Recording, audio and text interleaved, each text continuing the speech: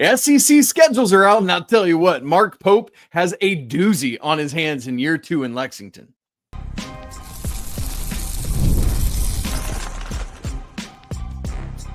You are Locked On College Basketball, part of the Locked On Podcast Network. Your team every day. Hey there, what's up? Happy Monday. Welcome into the Locked On College Basketball Podcast, the only daily national college hoop show out there. We're your host. That's my guy, Andy Patton. I'm Isaac Shade. You're joining us at the place to get your college basketball content every single day. It's all part of the Locked On Podcast Network. Thanks so much for making us your first listener watch to kick off your brand new week. And we want to remind you, you can catch every episode ad-free on Amazon Music. This episode is brought to you by Game Time. Download the Game Time app, create an account, and use code LOCKEDONCollege for $20 off your first purchase. Hey, I want to welcome in all the everydayers who are here with us and all the great members of the Locked On College Basketball Discord. We're glad you're here. If you want to join us in that Discord, the link's in the show notes, absolutely free to join. Coming up on the show today, here's what Andy and I are talking about. The SEC released their schedules last week. We got most of it, but there's some flip-floppy midweek stuff as per usual. It's going to be electric. We're going to give you our biggest takeaways, including a tough all-around schedule for Kentucky, a crazy start for Tennessee, and easy street, Andy, for the defending national champs. We're going to give you our 3 favorite Saturdays of the schedule because there are a bunch of them, and every team plays every Saturday. It's great. Also, we will wrap the show talking about the Players Era Festival, which has already committed to next year an expansion to 32 teams. Andy, that's crazy and making traditional MTEs shiver in their proverbial boots. Also, before we get cracking, Andy, I do need to deliver an apology on our behalf to Corey Floyd, who we accidentally last week on Friday's show said that was transferring from Providence to Villanova. That's wrong. We talk about 364 teams. Not all of them, but we talk about a lot of teams. We get it wrong sometimes. But when we do, we apologize for it. So sorry, everyone, that we suck at life. Okay. We want to start by giving our biggest takeaways from the SEC schedule release. And you had put together and realized that Kentucky's schedule, not just the SEC, but now the whole thing is bonkers. Yeah, Kentucky playing a handful of some of the best teams in college basketball. Mark Pope, not afraid whatsoever in his second season in Lexington. And their non-conference schedule is not done yet. As we're recording this, I think they have 2 or 3 games yet to be finalized, although there's been some reporting about who most of those opponents will be. And it's of the bye game variety. So the bulk of Kentucky's challenging schedule is at least finalized at this point. And to be clear, nobody wins a championship based on how difficult their schedule is perceived to be in August. So we don't know necessarily what this means or even how difficult this schedule actually is. But using the great Bart Torvik's preseason T-rank rankings, which is a very good indicator of how these teams are going to do this season, through Kentucky's schedule at this point, which has, I think, 29 games on it, 16 of those games for Kentucky are against teams that are in the top 31 at Bart Torvik. And more specifically, 22 of their scheduled games are against top 45 teams. So Kentucky is basically not only in almost entirely playing good teams, but like really, really good teams. In the non-conference, they're playing at Louisville. They got Michigan State. They got North Carolina, Gonzaga, and St. John's. All of those teams are in the top 30, top 25, I think, in the Torvik rankings. And then in conference play, I mean, this is a team that plays Vanderbilt, Florida, and Tennessee twice each. Those are the 3 teams that Kentucky is playing twice. They're also playing Missouri. They're playing at Arkansas. They're playing Oklahoma. They're playing at Auburn. Like, this is a really, really tough schedule for a Kentucky team that obviously had a huge amount of roster overhaul heading into last season. And while it's obviously year 2 for Pope, they still have a lot of overhaul because they brought in so many players last year who they knew were going to graduate. So we're looking at a team that's pretty new look. They got a few guys coming back. Brandon Garrison's coming back. Colin Chandler's coming back. Trent Noah. They got some good freshmen coming in Jasper Johnson and Malachi Moreno. And of course, a phenomenal transfer portal class with Quaintance and Aberdeen and Jalen Lowe and Cam Williams and and so on and so forth. This is going to be a fantastic team, but my goodness, Mark Pope is not taking it easy on this team whatsoever. We didn't even mention they're playing Purdue and Georgetown as their exhibition games. This team is going to be tested as well as anybody in all of college basketball by the time March rolls around. Good night, Andy. Yeah, I mean, it's going to be absolutely nuts, and I can't wait to see it happen, quite frankly. I love a good, hard schedule. On the other hand, though, Andy, as we stick with the SEC and some of the top schools, the defending national champs, you think you might give them a big, fat challenge? And at least on paper, I liked how you said it about Kentucky's schedule. The perception, I think was the word you used, is that this SEC schedule for Florida ain't too bad if we're being honest. Their home and homes, you look at some of those and you're hoping like, can it just be one of the three? That's tough. And that's kind of how it is, honestly, for Florida. They get Georgia home and home, South Carolina home and home, and then the other's Kentucky. Obviously, that's difficult, but we'll take it being that. Their home-only schedule is that's where you're looking like, I would love to have to play the other best teams in the conference just once and only at home. And that's what Florida essentially has. Let's keep using those Torvik rankings. Of the top 5 teams in the SEC, Florida is one of those. Of the other 4, they played them a total of 5 times, and Kentucky's the only one of those that they play on the road because they play Bama, Arkansas, and Tennessee home only. They also play Auburn home only, and the other home only games are LSU and Mississippi State. That's great and fine.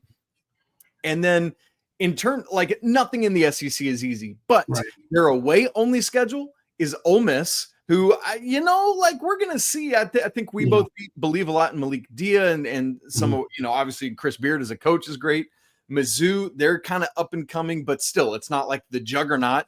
And then Oklahoma, Texas A&M, that's 2 brand new coaches, and Vanderbilt, which is another team that seems to be up and coming, but we don't know about. So there's teams that maybe aren't bottom crust, but teams that it's like, we got to wait and see what they're going to be. And so honestly, if I'm Todd Golden and company, I look at this and I say, thank you, SEC schedule makers. We appreciate what you've done for us. Yeah, I can't imagine there's another team in the SEC where I would feel pretty confident in projecting that they win all 3 of their games against road teams that they're only playing once. And for Florida, like they should, and I'm not saying they will, but they should, in theory, be favored to go 3-0 against Ole Miss, Missouri, and Oklahoma in those 3 games. They also have Texas and A&M, and that's going to be challenging as well. But like, I wouldn't be surprised to see this team, potentially win all or at least the vast majority of their true road games, and most teams are going to be happy going 3-3, maybe 4-2 in the non-conference, or excuse me, in the true road games in conference play. And this team will see. But I because Vanderbilt's the other one here, I think 4-2 feels very realistic. 5-1, and most teams I wouldn't be expecting them to do that. So yeah, it'll be interesting to see if Florida can kind of ride that momentum. They obviously lost huge chunk of their roster last year. Their entire backcourt is gone, but their entire front court is back. And that's going to be a huge storyline this season, is how does Florida look with that, that new look backcourt of Xavion Lee and Boogie Fland. And they got themselves a schedule that should be competitive or should allow them to stay very competitive this year in the conference. Next up for us, I want to talk Tennessee. I want to talk Rick Barnes and the Vols, because we're going to know. We're going to know, it was a strong non-conference from what we know so far, but we're going to know a lot about this team after their first few weeks in conference play, because they start the SEC with a brutal 6-game stretch. This Volunteers team is starting out conference play at Arkansas. Then they play Texas at home, and that's, we'll see. Sean Miller's team is unproven, but certainly won't be an easy game. Then they're at Florida, just got to go take on the defending champions. Then they're playing A&M, another home game against a team that we're not sure about because they're a completely new look roster. And then you play at home against Kentucky, and then you're on the road against Alabama. So 4 of your 6 games are against top 5 SEC teams. The other top 5 SEC team is Tennessee. So they are playing 4 of their first 6 games against the best teams in the conference, according to Torvik's rankings. And then their other 2 games, Texas and A&M, are tough games because you'll be playing them really early before they're proven, and they're new coaches and new rosters. Like if you're going to play teams that are quote unquote easier matchups, playing against brand new coaches is not particularly easy. So Rick Barnes and the Vols, they're going to be pretty darn tested a few weeks into conference play. Andy, we were prepping our show notes and we looked at that and it was like, good grief. As nice as things are for Tennessee, or for Florida, excuse me, Tennessee is in a much different shape there. Andy, you mentioned it. We've got just 2 new coaches in the SEC this year. Funny enough, it's at the 2 Texas schools, at Texas and Texas A&M, with Sean Miller and Bucky McMillan. Going to be very interesting to see how they each navigate their first ever SEC slate. You know, we're coming off of this thing where the SEC had the most ever teams in the NCAA tournament ever. And both, I mean, there are no, despite what we said about Florida, truly nothing is easy in the SEC. So it's going to be really interesting to see how they each navigate this 18-game schedule in their first year in both Austin and College Station there. So we'll keep our eyes on that as well, Andy. Big storyline. Yep, both teams playing each other twice. Both teams also playing Oklahoma twice. And then Texas has Georgia twice, where A&M has LSU twice. So not super difficult in that specific space. Obviously, both of them have challenging games on their schedule because it is the SEC, and there are challenging games throughout the schedule. But I'll be interested to see, with both of them having somewhat comparative schedules in terms of the overall challenge, I'll be interested to see who can kind of come out of that with a stronger first season. Obviously, Coach Miller has more experience at the power conference level, but you and I are both big fans of Buckyball and what Coach McMillan can do. I love the roster. I'm interested to see how A&M does in their first season with Coach McMillan at the helm.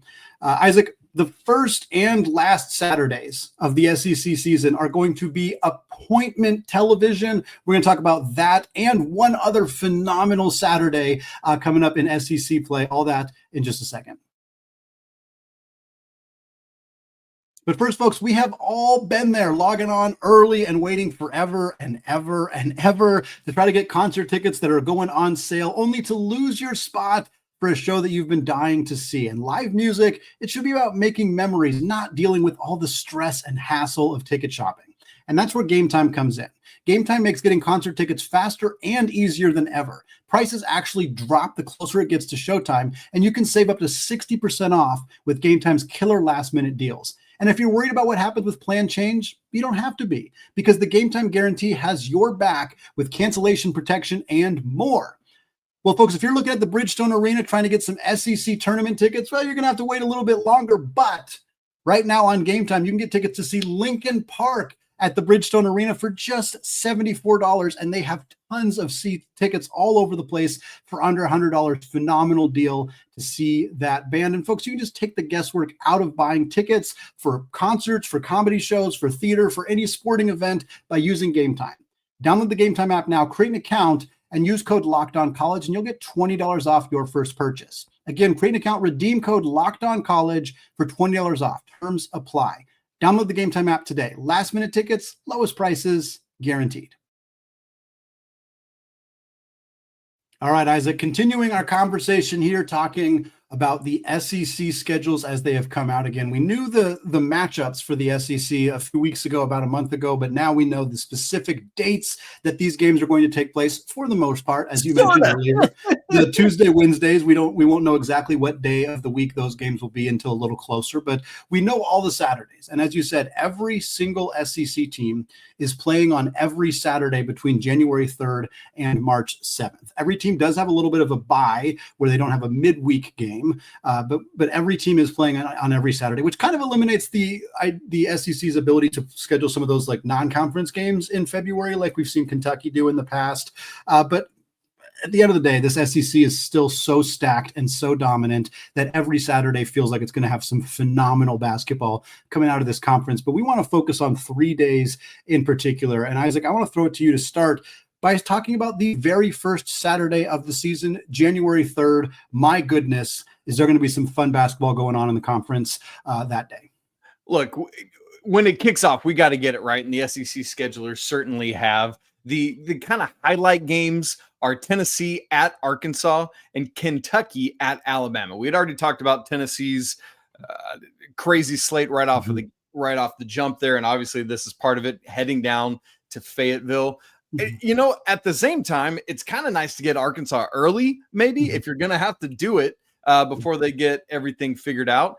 Really curious to see with that Kentucky-Alabama game, because the Mark Sears era is over. Grant Mhm. Nelson is gone, or it's just Alabama's going to look wholly different. Kentucky, though, they at least have some pieces back in the game, including Otega Owe kind of leading the charge there. And so I think we know a little bit more about them. But Andy, it's just going to be great stuff. There's some of these teams we're not sure about, like Ole Miss is at Oklahoma. What are those teams going to be? And so the Auburn and Georgia, what is Georgia the year after, having some just critically big time pieces, and what is Auburn after they've lost everything? So just a lot of intriguing matchups there in week 1. Yeah, Florida at Missouri is a really fun one for me too. I'm curious what Dennis Gates' team looks like. We've seen Dennis Gates, have phenomenal seasons at Mizzou. We've seen his team literally not win a game in the SEC. And so what does that look like? We'll learn a lot about that team when they host the defending champion Gators on that first Saturday. But then, Isaac, before we get to the final Saturday on March 7th, which has been deemed by the SEC rivalry Saturday for reasons that I'm not exactly clear on in some ways, but there are some phenomenal games that day. But before that, January 31st, the final Saturday of January, has some tremendous matchups as well. And I feel like we had to mention this day because there's so much greatness, including what might be the most anticipated game of the SEC regular season, even though we're a year removed from John Calipari's departure at Kentucky. The fact that Kentucky will be playing at Arkansas in Fayetteville. Yeah, it's always fun to see Coach Cal return to Rupp, but this is going to be fun too. Fayetteville is going to absolutely bring the house down. They're going to want to take down Kentucky more than anything. I think that's going to be a phenomenal game. Yeah. Really excited. But it's not even just that. You got Kentucky at Arkansas. You also have Alabama at Florida. That's really fun. Two really high-scoring teams. Those two teams played some of the best games of the entire season last year against each other. I think that was the game where we made the first to 95 wins, and it ended up being a game where both teams scored over 90 points. So that's a really fun one. And then Auburn at Tennessee. Like, if that's your third best conference game of the day, is Auburn at Tennessee, that's proof that you have one of the best, if not the best, conference in college basketball, because that's going to be a ridiculously fun game as well.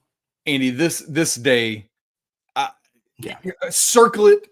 Don't plan anything else in your life. It's 6 days after my birthday, so I think for my birthday present, I might just say to my family, can I just watch basketball and nobody bother me? Like, it's going to be phenomenal. This, to me, is the best day of the SEC schedule.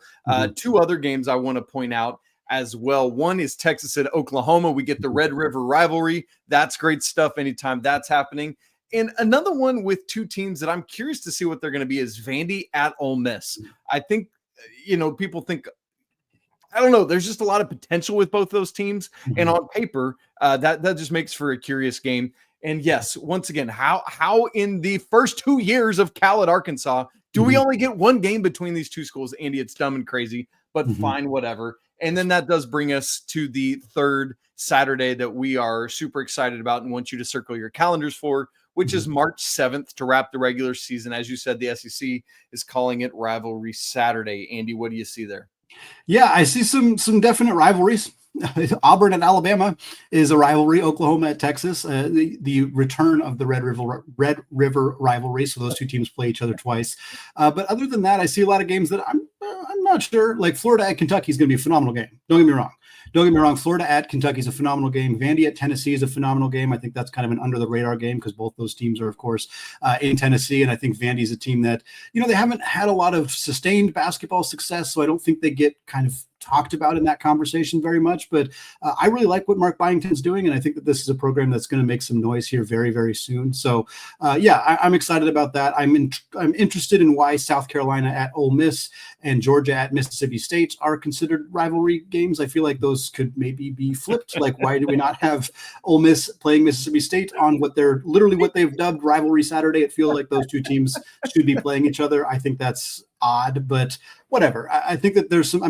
Again, the Florida at Kentucky, Auburn at Alabama, Vandy at Tennessee, those are phenomenal games. Arkansas at Missouri is another one I'm interested in. Can John Calipari go get a W at Mizzou? And again, Missouri, another one of those teams we've mentioned a few times because we're just interested to see what this team looks like. Mark Mitchell coming back. They bring in Javon Porter, a transfer of one of the, I think now the third member of the Porter family to play for Missouri, a guy who was very, very good last year at LMU. So, yeah, I'm intrigued by Missouri, and I think that they're going to be a fun challenge for a team like Arkansas, especially towards the end of the year. But that's the other element of this, Isaac, is this some of the big storylines for this particular day, we won't know until right before it happens, because like I mentioned to you before we hit the record button, like it feels very possible to me that Auburn at Alabama is a game for Auburn where if they win, they get a top 4 seed and double bye in the conference tournament. And if they lose, they don't. Like, we don't know exactly what's going to happen, but like that feels like an attainable scenario. Or like,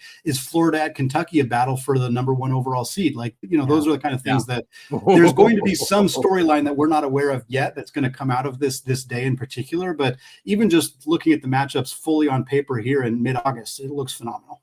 Speak for yourself, Andy. I know literally everything that's going to happen in the SEC schedule, so I don't know what you're talking about. I'll quickly mention as we get ready to move to the last segment.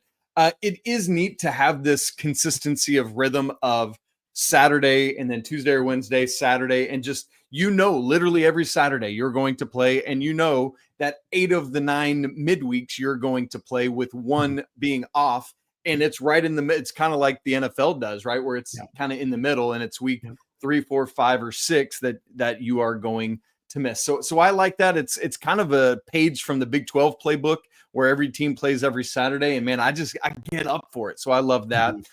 It is weird, I guess, to not know the Tuesday or Wednesday. There are some of them, like as you scan through the schedule, there's a couple of them that are already scheduled. Like this game is on Tuesday, this game's on Wednesday, but the vast majority are either or.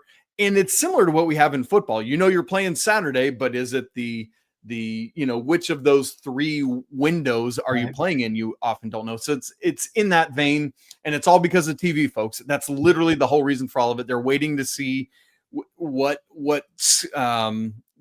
teams end up being, and then they'll make the decisions. So it's all for TV, and that's why that is. So Andy, the SEC going to be great again. I cannot wait for it. All right, let's turn our attention to Turkey Week, because I love it and I'm hungry for it already. Anyone hoping, Andy Patton, that the Players Era Festival was going to be a flash in the pan has missed the boat and is sorely disappointed. And traditional MTEs, Andy, unfortunately have an uphill battle on their hands. We'll talk about that in just a second.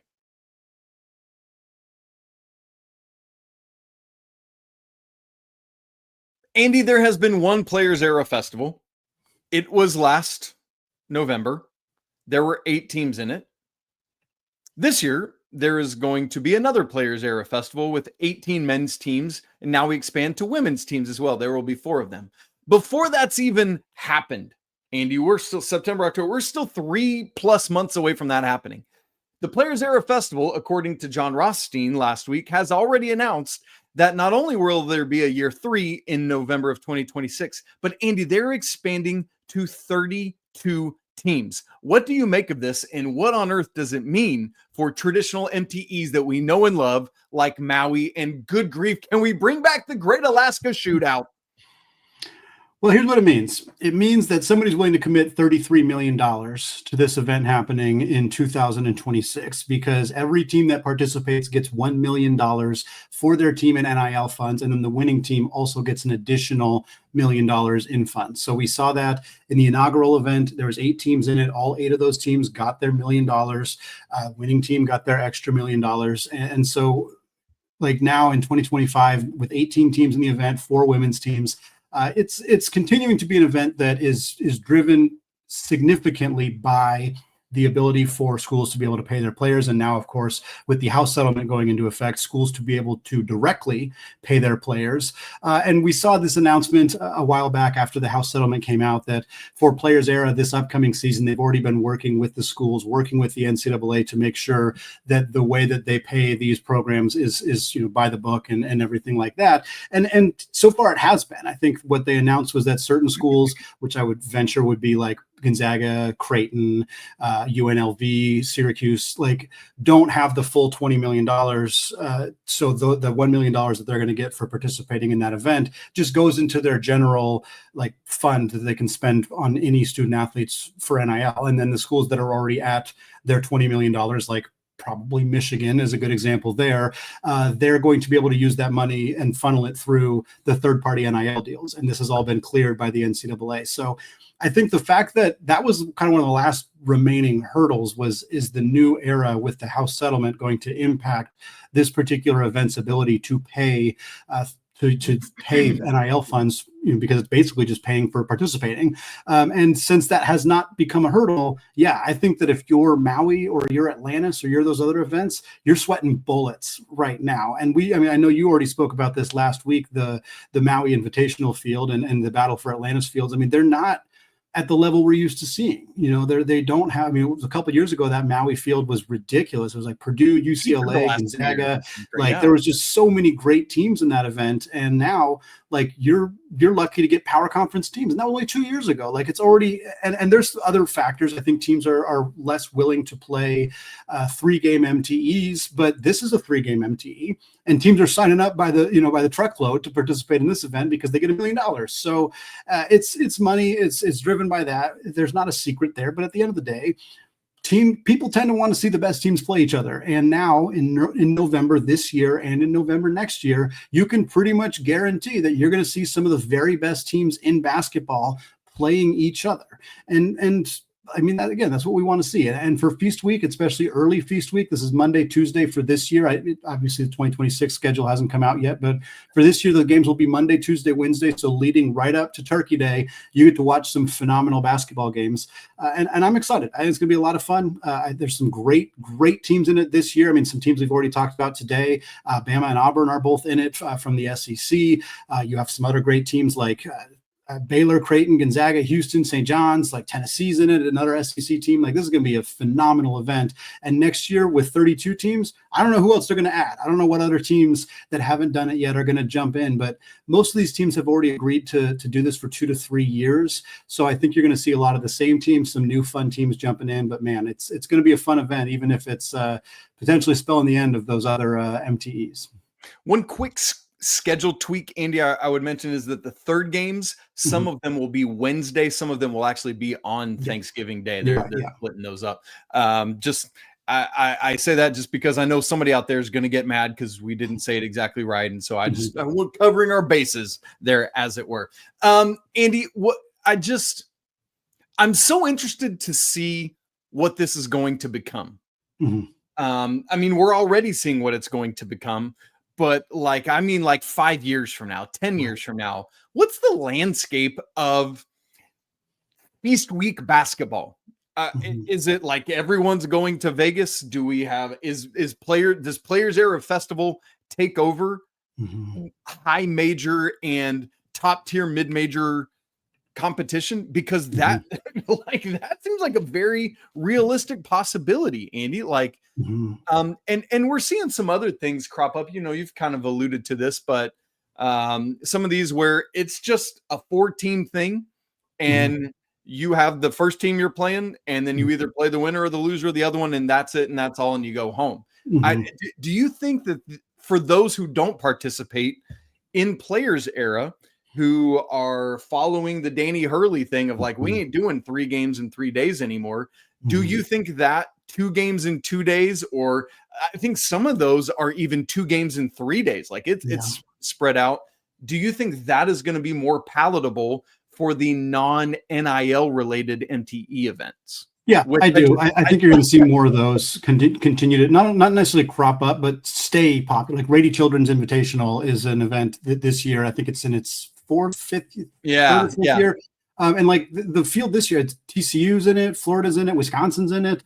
I wish I could remember all 4 off the top of my head, but 3 out of 4 is pretty good. But those are good teams. And I mean, Florida and Wisconsin could play each other in the championship. Those are both teams that are going to be ranked throughout the year. I think Wisconsin's a very good team. And so if you can get those teams to commit to your event, but if Atlantis and Maui are struggling to even get Power 4 teams, I think you can pretty clearly see that the template is broken. Yeah. The 3-game, 8-team MTE is failing, whereas the 4-game or 4-team, 2-game MTE is at least, if not thriving, is at least not dropping. And then this event, which obviously is 3 games, is thriving because of money, because of the ability to offer something that none of these other events are able to offer or are willing to offer.